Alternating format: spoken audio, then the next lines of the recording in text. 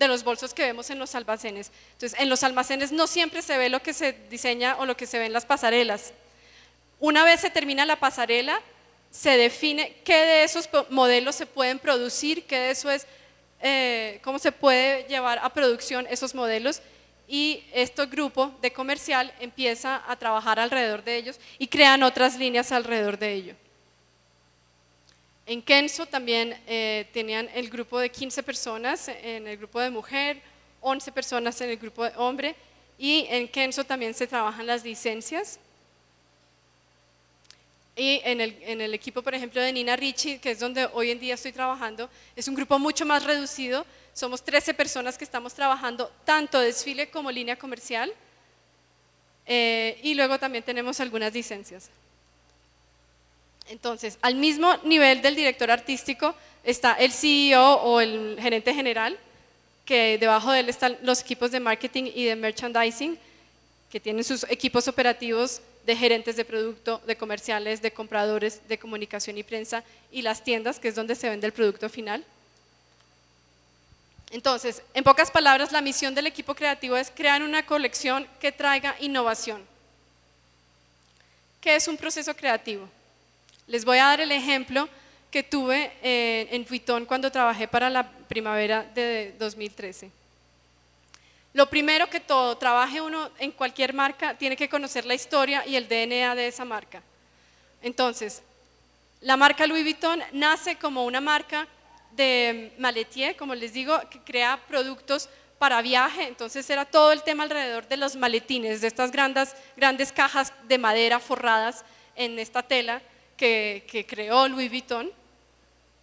Era la época de los desplazamientos, de la máquina de vapor, y él fue considerado siempre como un innovador. Inventó maletas donde iba plegado al interior colchones o nuevos sistemas de llevar las cosas, siempre pensando en la funcionalidad y en la practicidad. Era también la época de las exposiciones universales, entonces habían unas ganas de buscar ideas nuevas. Este es un pequeño video que nos muestra la evolución de estos equipajes de Louis Vuitton que son emblemáticos para esta marca. Bueno, sí nos ayuda el internet. Y si no.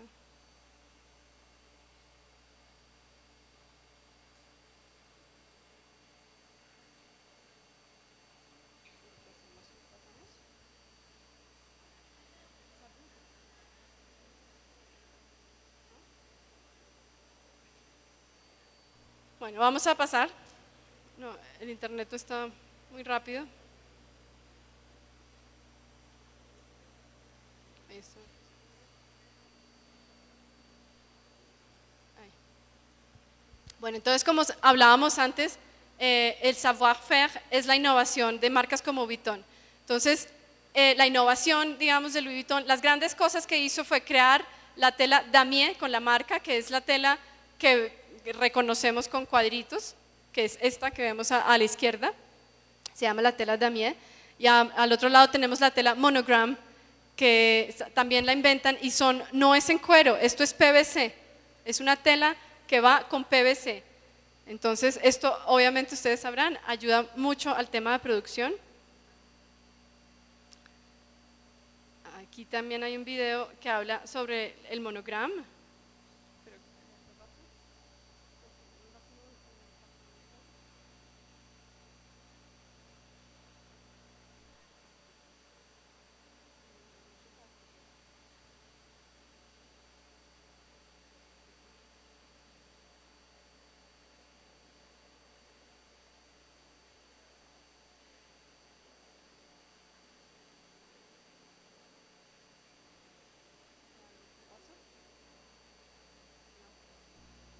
Bueno, voy a pasar porque si no se nos va a hacer más largo el tema. Entonces, el monogram, para mostrarles que el monogram se ha trabajado de distintas maneras, se ha trabajado en charol, en cuero, en aplicaciones de costura, en aplicaciones de jacquard, en perforaciones o en trabajo ¿cómo se dice? Embossage, de impresión a calor sobre materiales exóticos como pitón. Les hablé ya de los bolsos icónicos, estos son 3, hay muchos más, pero estos son 3 de los bolsos más icónicos de la marca Vuitton, que son el Speedy, el bolso Alma y el Neverfull, que se repiten temporada tras temporada de distintas maneras. Y son bolsos, cuando decimos bolsos icónicos son porque pasan también de generación en generación y son atemporales, como hablábamos antes. En cuanto a las piezas metálicas, trabajar en una marca de este nivel es tener el privilegio de poder crear piezas metálicas sin importar el costo. Todas las piezas son hechas pensando en la marca, se trabaja con los mejores materiales, con los mejores proveedores, desde el ribete más chiquito hasta el cierre más grande, todo está perfectamente calculado y como les hablaba antes, se trabaja antes en impresión 3D digital. Otra cosa muy importante que ha hecho Vuitton desde la llegada de Marc Jacobs fue hacer las colaboraciones artísticas. Distintos artistas han colaborado con la marca, trayendo su universo y recreando estos bolsos íconos, generando otra imagen, algo mucho más fresco. En el principio, obviamente, parecía absurdo llenar de casi que de marcador indeleble un bolso de Louis Vuitton, pero estos son los cambios que la gente necesita. Esto era lo que necesitaba Louis Vuitton y esto fue uno de los grandes booms de Marc Jacobs como director creativo en Vuitton. Entonces, en grandes rasgos, Vuitton es tradición, es la mezcla de tradición e innovación, de lo artesanal y lo creativo, y la historia y la modernidad. Siempre es este juego de estos dos mundos. Entonces, hablemos de Marc Jacobs, el director creativo. Él dice que él cree que el proceso se crea, que es el proceso, perdón, el que crea el resultado final y no la idea inicial. Cuando uno trabaja con él en el equipo de diseño, son todos los equipos, o sea, el equipo de marroquinería, el equipo de calzado, el de joyería y el de prêt-à-porter. Cada uno se reúne y cada uno le propone a Marc distintas cosas, cada uno hace lo que llamamos mood boards o los collages llenos de ideas y él empieza a elegir o más bien a descartar lo que no le interesa y así se va creando como el camino a seguir en su creatividad. Pero él tiene en su cabeza, al final de cuentas, todo claro, él tiene claro cómo va a ser esa puesta en escena, cómo van a mezclarse la música con las luces, con los vestidos, con los bolsos, todo está integrado completamente. Entonces, aquí obviamente este no es el mood board que hicimos con Marc, pero estas son algunas imágenes de lo que se habló para hacer este desfile. Daniel Buren es un artista francés que trabaja en formas geométricas, como lo vemos aquí en la esquina. Había también un tema de gemelas, él quería que las niñas salieran en pares, entonces se buscó que las modelos se parecieran físicamente entre sí, un trabajo grande. Y todo era un poco el tema de los años 60, un poco lo gráfico, era muy gráfico, pensamos en un tiempo trabajar cosas de arte óptico, pero al final fue mucho más simple, mucho más llevado hacia el tema del damier, que es la identificación de la marca, generando estos diseños de cuadros. De la parte del marketing nos dijeron que teníamos que integrar dentro del desfile este bolso que es ícono, que es la venta número 1, y esto es inusual porque por lo general los directores artísticos no quieren saber nada de marketing, no quieren que nadie les moleste su parte creativa y no quieren poner nada que ya se ha visto antes, pero Marc entiende que eso también es importante y Marc también sabe integrar esas cosas de manera creativa, ya les voy a mostrar cómo. Entonces, en la búsqueda de materiales, sabíamos que queríamos trabajar los cuadros, sabíamos que era un poco el arte gráfico, el arte óptico de los 60s. ¿Qué proponemos? Cada uno salió con ideas distintas. A mí se me ocurrió aportar este material que llamamos mesh metálico, no sé si aquí tiene otro nombre. Seguramente lo han visto porque es un material casi que ordinario, es de lata, pero tiene todo este sistema de articulación con anillitos y se ha trabajado a lo largo del tiempo en distintos artículos. Entonces, ¿cómo traía yo innovación a este material? Pues se me ocurrió forrarlo de cuero, un trabajo gigantesco porque era, primero, dividir el cuero, esto era bueno, un cuero súper fino, se me olvidó el nombre en español, lo siento. Había que dividirlo lo más fino posible, luego una persona tenía que deshacer el mesh, pegar el cuero y volver a plegarlo para crear nuevamente la malla. Cada uno de estos cuadraditos medía 8 por 8 milímetros. Esto tomó horas y horas de trabajo y costó, no me acuerdo ya ni cuánto costó, o sea, absurdo. Bueno, entonces, después de cuál es mi material, seguía el tema de cuál es la forma y cómo lo construyo, porque además este material era un material inusual, no lo podía pasar por una máquina de coser, no era cuero, no era tela, ¿cómo lo construyo? Entonces empecé a pensar, ok, ¿cómo puedo armar mi cartera? Entonces hice ideas de puntadas a la mano, me imaginé distintas formas de plegar las piecitas para poder poner un cuero alrededor. En fin, hice muchos experimentos de cómo llegar, me imaginé también piezas metálicas que venían todo al largo como sosteniendo estos anillitos. Y luego empecé también a trabajar en la parte visual, simplemente el aspecto visual, si jugaba con distintos cuadraditos de colores. Y a Mark le gustó la parte, el tercero, que era generando un cuadradito de 3×3.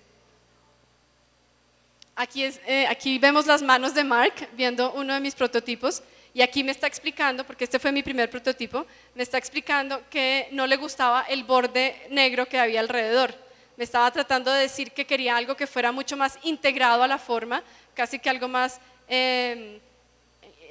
construido, como engineered, ¿cómo se dice? Construido en la forma y más suave también. Entonces volví a arrancar. Otra vez, ¿cómo lo construyo nuevamente que sea más suave, que sea más dulce, que sea más armonioso?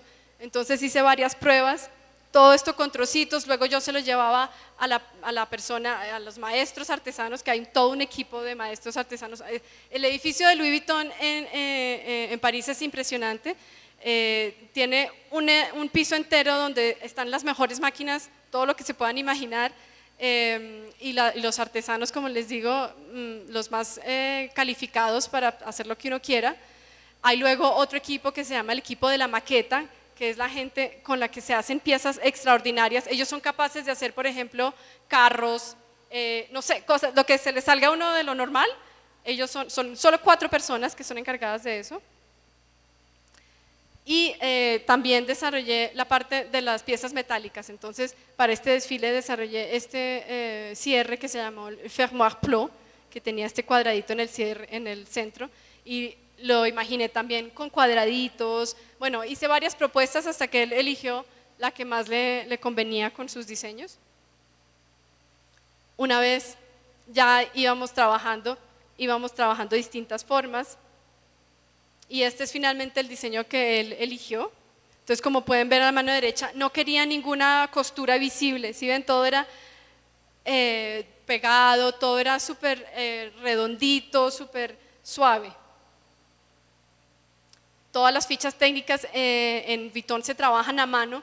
Yo, como venía de Reebok, lo hice todo y digamos, les traje esta nueva técnica del computador, hice las primeras fichas en computador, luego finalmente terminé mezclando las dos cosas porque es muy importante saber manejar ambas cosas como diseñador. Y aquí tenemos 3 de esos prototipos finales que fueron como de azúcar, eran súper bonitos, pero desafortunadamente la noche antes del desfile Mark decidió que no quería sacar estas carteras. No me pregunten por qué, pero esto fue un aprendizaje enorme, porque mucho de lo que se trabaja muchísimo antes de un desfile, es un mes que uno no tiene fines de semana y que uno trabaja hasta la medianoche mínimo todos los días, almorzamos, desayunamos, comemos, todo juntos allá, y va creciendo, va como increciendo esa energía y esa adrenalina y el cansancio también, y hasta la última noche, hasta las 3 de la mañana se termina el trabajo y el desfile es a las 10 de la mañana, o sea, se podrán imaginar lo que uno alcanza a sentir en esos momentos. Sin embargo, la frustración no fue tan grande porque también trabajé en una pieza que fue la extraordinaria del desfile, inspirados en Daniel Buren, como les expliqué, este artista que trabaja el vidrio. Mark quería hacer una cartera en vidrio. Entonces a mí se me ocurrió la gran idea de hacerla en obsidiana, pero claro, la obsidiana es un material que cae de los volcanes, o sea, es la lava del volcán que cae, que cuando en contacto con el agua se solidifica, no sé cuánto tiempo pasa, en fin, es un material muy raro y muy difícil de conseguir, y esto se le ocurrió faltando 4 días para el desfile. Entonces fue imposible conseguir la obsidiana, pero nos las arreglamos con el equipo de la maqueta para hacer los cuadraditos en vidrio. Fue simplemente vidrio común y corriente, pero pintado detrás de negro. Entonces aquí vemos mi primer sketch, y aquí algunas de mis maquetas donde primero me imaginé que podíamos mezclar los colores, y luego aquí vemos en la esquina cómo integré el sistema de engranaje que había tenido en mis otras proposiciones del mesh. Al final fue el mismo sistema, pero con otro material y en otras dimensiones. Y aquí está un poco los dibujos técnicos y el prototipo que hicimos en casa en 4 días, un trabajo en equipo increíble, una experiencia espectacular. Y aquí fue en el desfile, el momento ya culmine cuando sale la cartera. Sí, muy emocionante. Entonces, en el desfile es el momento más importante para mostrar la innovación y hasta dónde puede ser capaz esa creatividad. Esta cartera que hice no es muy útil, es una Minaudière que no le cabe casi nada. Se están haciendo 5 únicamente en el mundo y también tienen un costo parecido al de la Minaudière que les mostré antes. Pero estas son las cosas que hacen hablar en la prensa, estas son las cosas que nos hacen a todos soñar. Es importante y es una dicha cuando uno trabaja en una grande casa poder tener ese acceso económico, pero no es para que, mejor dicho, la innovación está al nivel de todos, todos podemos crear, lo importante es que busquemos cómo podemos llegar a proponer cosas innovadoras.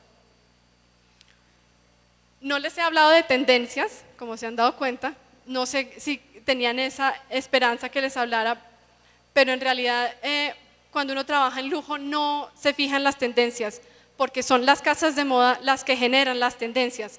Las tendencias vienen una vez pasan los desfiles, llega toda la prensa, llega todo el mundo a ver qué fue lo que pasó y organizan, clasifican. Louis Vuitton hizo cuadraditos, entonces va a haber una tendencia de cuadraditos, así se generan las tendencias y luego las marcas que van debajo del lujo las retoman y crean su propio lenguaje, pero tomando en cuenta estas cosas que van a marcar la tendencia. Entonces, dentro del desfile también se puede innovar con el tema de los volúmenes. Por ejemplo, este bolso lo llamamos envelope y se trabajó a nivel horizontal o a nivel vertical. Y miren, aquí está el famoso Speedy del que les hablaba antes, cómo lo trabajamos con otro material. Esto es una técnica que llamamos la técnica de tuftage, que es una técnica innovadora que recreó este diseño, este bolso ícono en otra cosa completamente diferente y moderna. Y también se propuso en otros materiales, se hizo bien cúbico para seguir esta idea de los cuadraditos, se trabajó con lentejuelas, se trabajó en piel de pony y se trabajó con estampados a calor. Y luego, como todo es coherente, llega la imagen y la comunicación fuerte, que es también coherente con las vitrinas y todo el visual merchandising que hay. Entonces, todo es un círculo completo, desde la idea hasta la venta final. Bueno, y aquí les presento el proceso creativo de marroquinería de marcas discretas de lujo para las cuales Andy ha trabajado. Hacemos el paralelo de 2 marcas grandes. La primera es J.M. Weston, que es una marca legendaria francesa. Él era un zapatero que arrancó en 1981. Y tenemos también a Given Hawkes, que es una gran sastrería inglesa que está en Savile Row en Londres, donde están todos los sastres de antaño, pues, desde 1771. Entonces, sus clientes son consumidores pudientes y leales a la marca. Por ejemplo, aquí vemos a los presidentes de Francia utilizando los zapatos de J.M. Weston y vemos también a la familia real de Inglaterra vistiendo Given Hawkes. Vamos a ver si este video nos va mejor.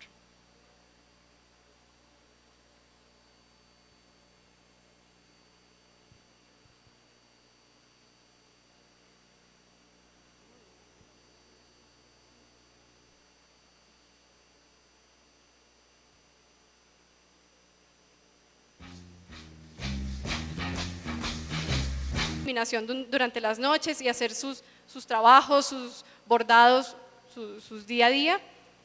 Y invitaron también a diseñadores famosos como Diane von Furstenberg y Cero María Cornejo a crear sus propios diseños y recaudaron aquí dinero para esta causa. Bueno, aquí tengo el video que no lo voy a pasar porque ya creo que estamos terminando, pero es una marca francesa que se llama Vella, que crea zapatos deportivos casuales, más casuales que deportivos, pero lo que es interesante es que ellos trabajan producen en Brasil y trabajan con el caucho. Todo lo que ellos hacen es ecológico y biológico. La lona es algodón natural. Ya. Y otra gente, sí, quedan dos nomás. Ah, ok. Ah, ya. Ah, vale, ok. Y otras, o simplemente otras formas de crear otros materiales, como esta diseñadora que se inventó una forma de hacer fibras con leche. O incluso esta diseñadora que cultiva bacteria y crea un material. Está todavía en proceso, pero son ideas innovadoras que probablemente nos van a llevar a crear otros mundos y otras experiencias. Entonces, la pregunta que queremos que ustedes tengan es: ¿cuál será mi proyecto de innovación? Muchas gracias.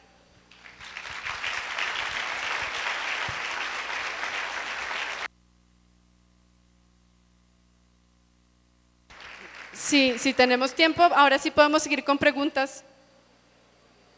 Quien tenga preguntas o comentarios.